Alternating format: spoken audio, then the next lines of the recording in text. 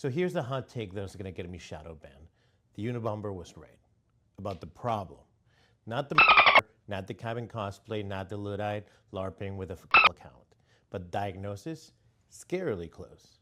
See, industrial society in its future wasn't written by a dumb man. It was written by a disturbed genius who could see the future but couldn't survive the present. He looked at the machine we were all building and saw something that most people still ignore. That technology doesn't serve us. It absorbs us, evolves without our consent. And the more we advance, the less control we actually have. Now, before you start stitching this with a TikTok where I'm accused of being pro, let's get one thing straight. He chose evil. We are choosing delusion.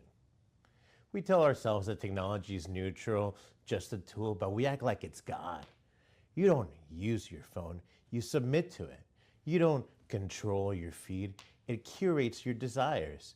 You don't choose convenience, convenience chooses you.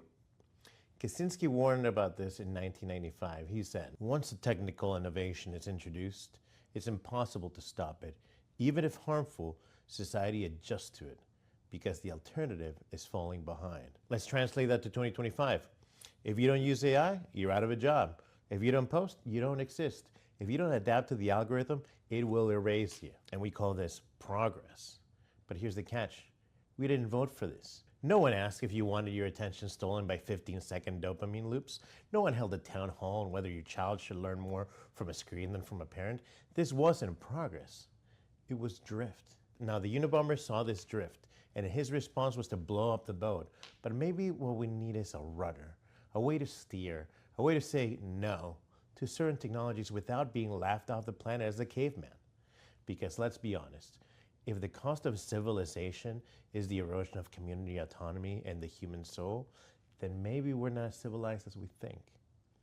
This isn't a call to violence, it's a call to vigilance. And it starts with asking, are we steering this thing, or are we just passengers waiting for impact?